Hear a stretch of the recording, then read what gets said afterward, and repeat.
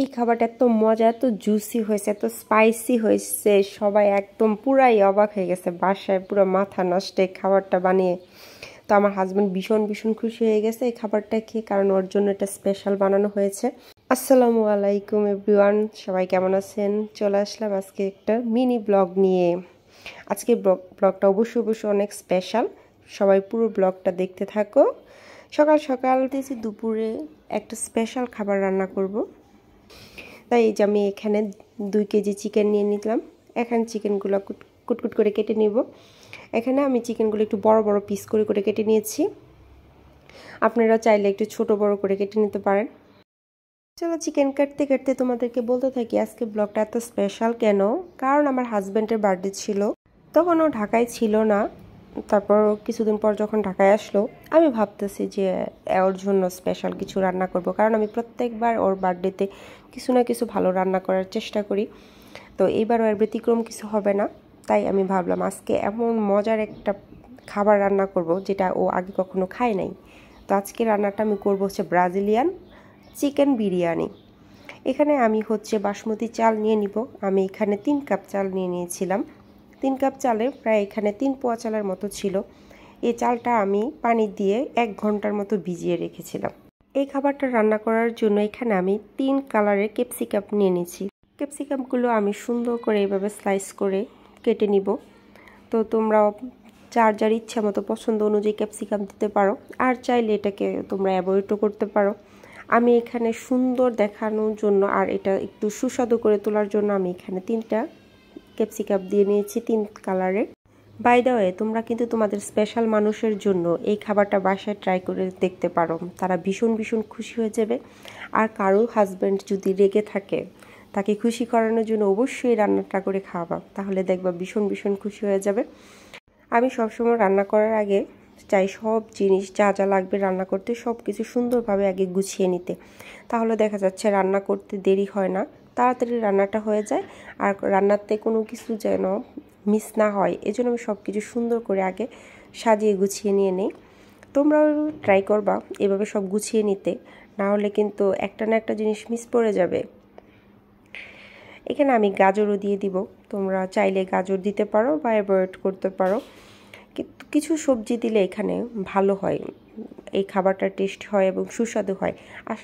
আমি তোমাদেরকে বলে দেই, এই খাবারটা হচ্ছে একটা ব্রাজিলিয়ান ফুড, আর আমি এটা আমার মতো করে রান্না করেছি।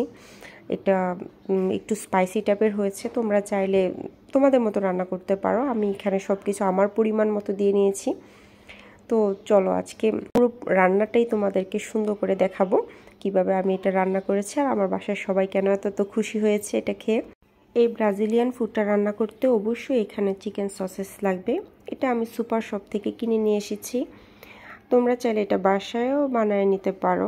আমার সময় কম ছিল তাই আমি এটা সুপার শপ থেকে কিনে নিয়ে এসেছি। চিকেনটা ম্যারিনেট করে রেখে দিতে হবে 1 ঘন্টা।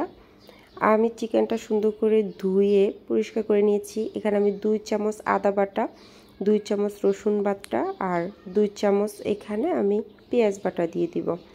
আপনারা চিকেন অনুযায়ী আপনাদের পরিমাণ মতো দিয়ে দিবেন। এখানে আমি দিয়ে দিয়েছিলাম 4 চামচ টক দই।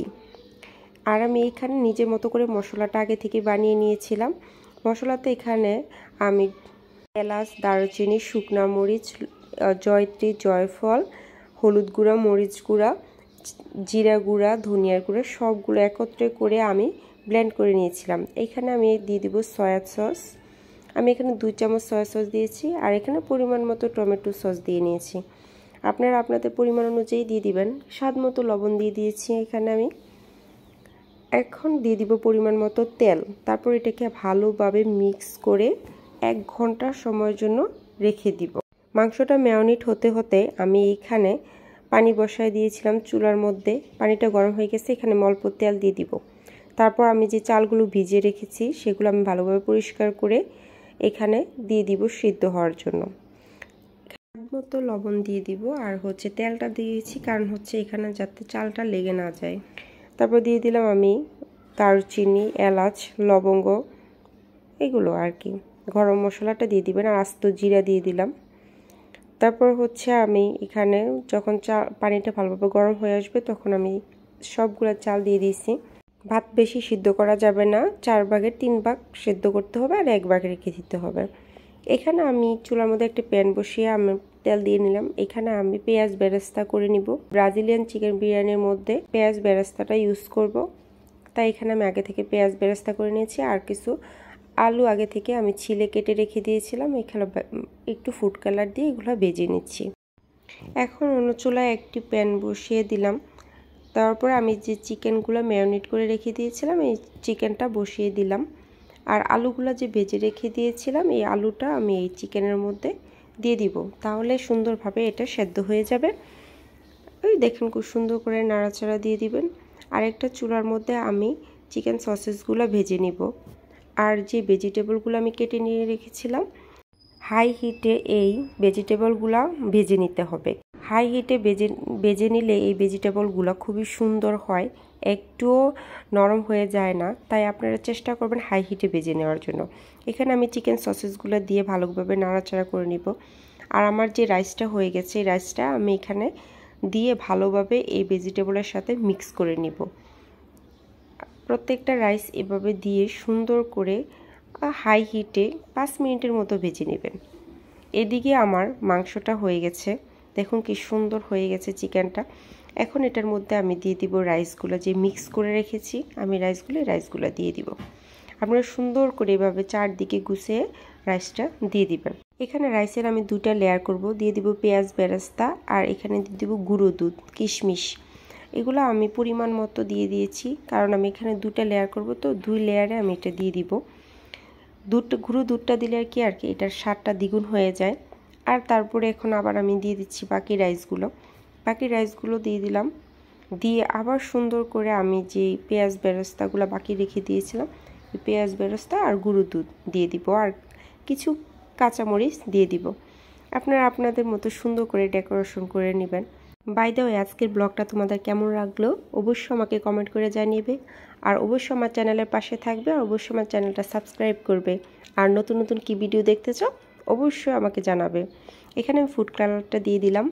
তারপরে হচ্ছে আমি একটু কয়লা আগে থেকে আগুন ধরিয়ে দিলাম, গরম করে এখানে অল্প তেল দিয়েছি যেন একটু ধোঁয়া বের হয়, এটা একটু স্মোকি ফ্লেভার লাগবে, তাই আমি এখানে কয়লাটা দিয়ে একটু স্মোকি ফ্লেভার দিলাম। এখানে আমি কাঁচামরিচ দিয়ে সুন্দর করে ডেকোরেশন করে দেবো। এখানে ফয়েল পেপার দিয়ে নিয়েছি, কেন ভিতর থেকে যেন ভাবটা না বের হয়ে যায়, তাই সুন্দর করে এভাবে চারদিক থেকে ফয়েল পেপার। আপনারা চাইলে আটা দিয়েও দিতে পারো, কারণ হচ্ছে আটা দিলেও সুন্দর করে ভিতর থেকে ভাব বের হবে না। 15 মিনিট পরে দেখবো কেমন হয়েছে। চলো আজকে তোমার দেখাই কতটা সুন্দর আর ঝরঝর হয়েছে। আসলে এইভাবে কতটা বুঝতে পারতেছি না আমি। বাই দ্য ওয়ে খুবই ঝরঝর হচ্ছে, আর আজকে ওয়েদারটা এত ভালো হবে আমি ভাবতেও পারি নাই। কি সুন্দর বৃষ্টি পড়ছে। চলো তোমাদেরকে একটু বৃষ্টির সাউন্ড শোনাই। এদিকে আমি খাবারটা পরিবেশন করে নিলাম সবার জন্য, সবাইকে এখন ডাকবো খেতে। ভীষণ সুন্দর হয়েছে এবং এত মজা হয়েছে, সবাই বললো এত মজা হয়েছে। আমার হাজব্যান্ডও স্পেশালি আমাকে অনেক থ্যাংক ইউ দিল। সবাইকে অনেক ধন্যবাদ আমার ব্লগটা দেখার জন্য, আমার পাশে থাকার জন্য। বাই বাই, আল্লাহ হাফেজ, দেখাবো অন্য কোনো ব্লগে।